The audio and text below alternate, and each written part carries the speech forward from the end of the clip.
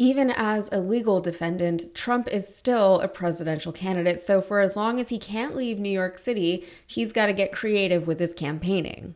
Trump shared a post where it looked like Mike Tyson was wearing a Trump t-shirt. The t-shirt said, quote, "If you don't like Trump, then you probably won't like me, and I'm okay with that." Problem is, it was a fake. It was AI altered. Mike Tyson was not wearing a pro-Trump t-shirt. He was wearing his own shirt that was made to promote his fight with Jake Paul. It's kind of funny, there's a typo on the t-shirt. He spelled the word signature wrong, but that's not what we're here to talk about today.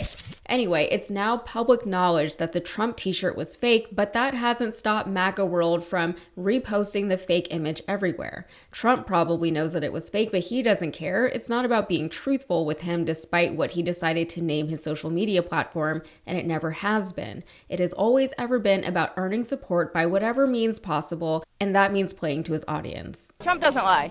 Trump doesn't lie? No. No, he does not lie. No, you'll see. You'll see. You don't think Donald Trump has ever lied? No.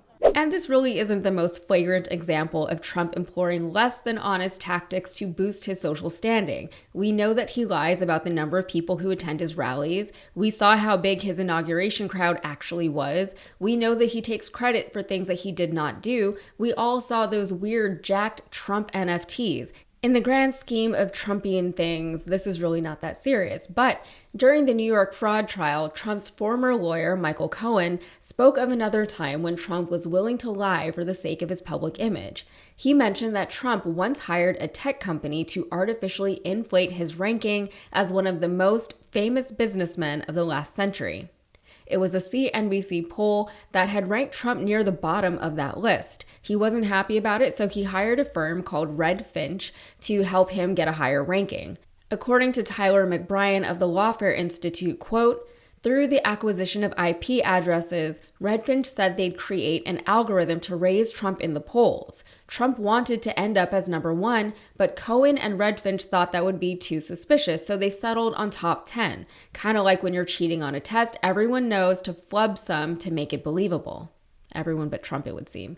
Ultimately, CNBC ended up canceling the poll, so even though Redfinch had already done the work and achieved the results that they'd set out to achieve, Trump did not want to pay them, which is typical. McBrien said, quote, "Trump didn't feel he got the benefit of what the funds were supposed to go to despite achieving number 9 in the poll thanks to Redfinch." Michael Cohen was seeking reimbursement for Redfinch's efforts. What's so ironic, Joyce, is a guy who is a New York businessman and that Trump ran on being this fix-it business guy, that he was known in New York as a charlatan with so many. Let's put up the failed businesses before Joyce responds.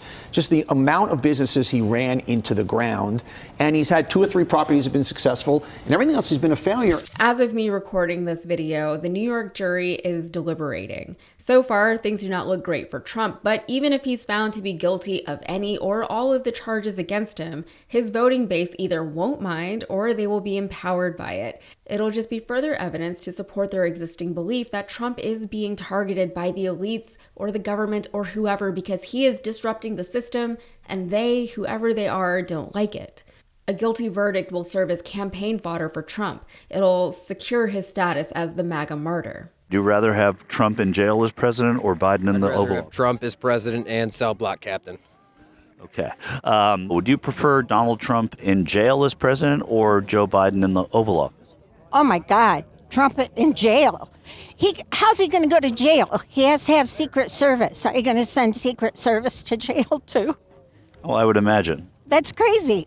That makes no sense. Anyway, all of this AI drama is exactly what most of us expected and dreaded going into an election year. And I'm not saying that all AI is bad, nor am I saying that it doesn't have its uses, but we all know that the world, or even just this country, was not ready for such a chaotic, steamrolled rollout of AI. We as a people already have little to no internet literacy when it comes to discerning real from fake. Now with AI, even the best and most questioning of us can be fooled. Unfortunately, bad players like Trump will intentionally use those fake images to sow discord and discontent, to spread false information, and to just confuse people. And now I have to make a video like this one.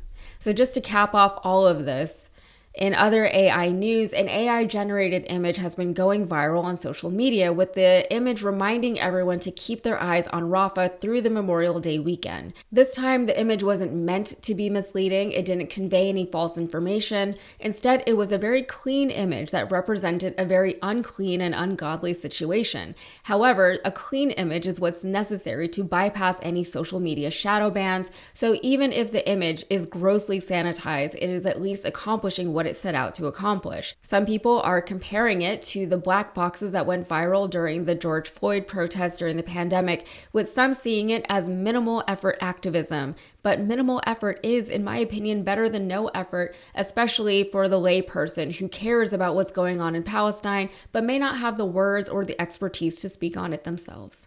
All right, that's it for me. If you got anything out of it, please like this video, subscribe to the channel, and check out my podcast, Modern Context. Thanks.